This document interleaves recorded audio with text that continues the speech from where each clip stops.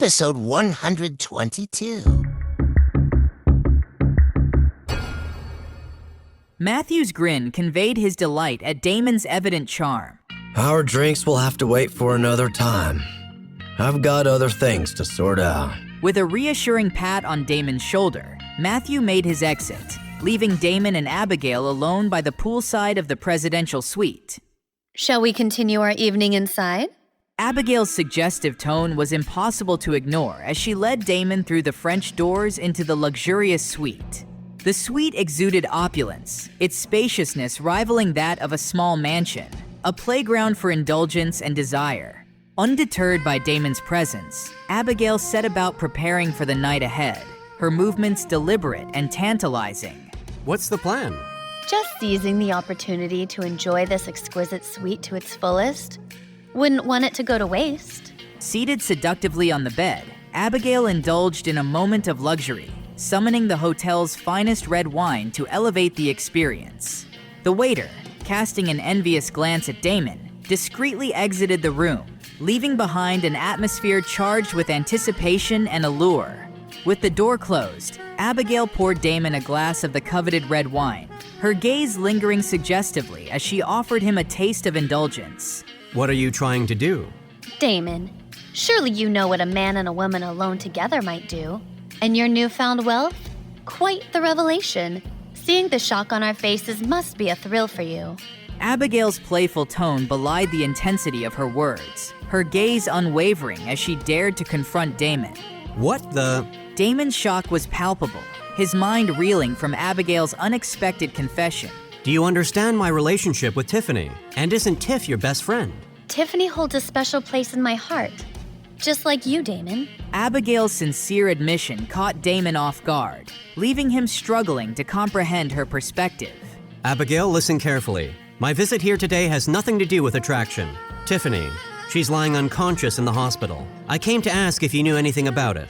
Abigail's reaction was genuine, her surprise evident as she absorbed Damon's revelation. She had been unaware of Tiffany's condition, her focus on Damon clouding her awareness of anything else. Abigail, ensnared in the shadows of her own despair, found a glimmer of hope in Damon's unexpected arrival, a chance to escape the suffocating darkness that had consumed her. I'm willing to do anything. If you want me to, I'll be yours. Tiffany doesn't have to know. I'll make sure of it.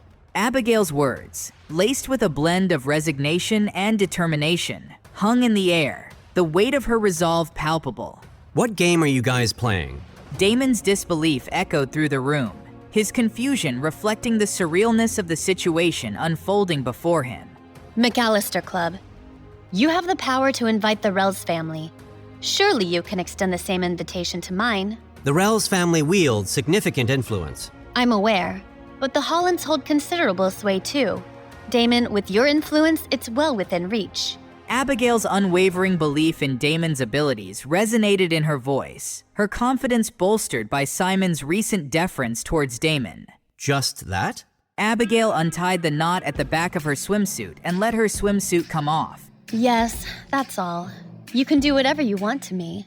I'm very flexible. Abigail's heart raced with anticipation as she awaited Damon's response, her mind consumed by the intensity of her plea. Please, I'll do anything. But silence greeted her, a void that echoed with the weight of her desperation. When Abigail dared to open her eyes, Damon was nowhere to be found, leaving her alone with her shattered hopes. Damn it. Frustration gnawed at her, clawing its way into her consciousness, yet she found no outlet for her simmering anger. With no other recourse, she sank to the floor, her tears a silent lament for her dashed dreams. Damon walked out of the suite, knowing he had to deal with more pressing matters. Damon headed back to the hospital. Damon sought solace in action. He was just about to enter Tiffany's room when he turned to Thomas for assistance in his relentless pursuit of answers. Thomas, any progress? Unfortunately, our efforts have yielded little. The opposition's strength outmatches ours.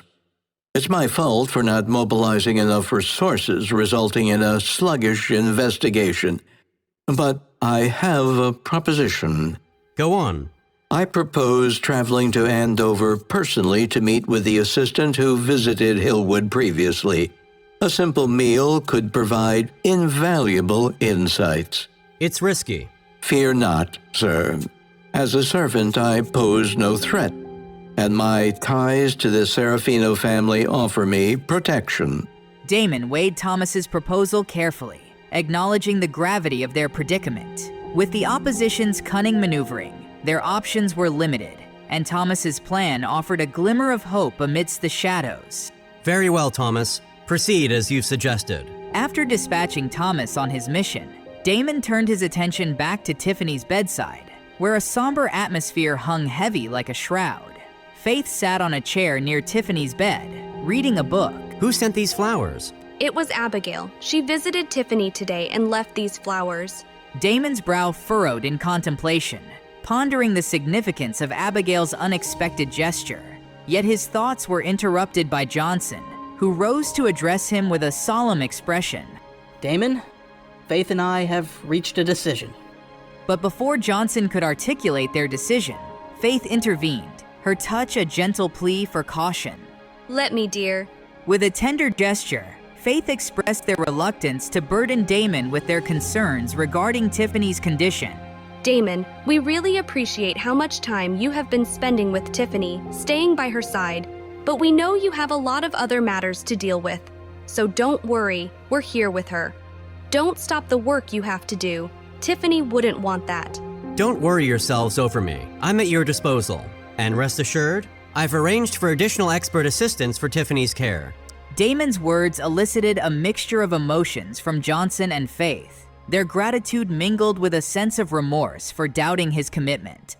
I should have known better. With a rueful glance exchanged between them, Johnson and Faith silently acknowledged their earlier misjudgment of Damon's character. Meanwhile, as Abigail hurried along the dimly lit streets of Hillwood, her heart pounded with fear as she sensed a sinister presence trailing her every step. They're following me. Fearing the worst, Abigail instinctively reached for her phone, capturing a quick snapshot of her pursuers to confirm her suspicions. Damon, please save me. I'm being followed. With each passing moment, Abigail's anxiety mounted, knowing all too well the dire consequences awaiting her if she failed to meet her debt obligations. The loan sharks lurking in the shadows were relentless, their demands unyielding. To them, Abigail's indebtedness was an opportunity to exploit her body. If she couldn't pay up, they could use her body for the task. And if they got a dozen men, she could pay up in one night. With desperation gripping her, Abigail sent a desperate plea to Damon, willing to sacrifice her dignity to escape the clutches of her tormentors. Don't forget to subscribe to our channel for more great content. Click the notification bell so you never miss an update.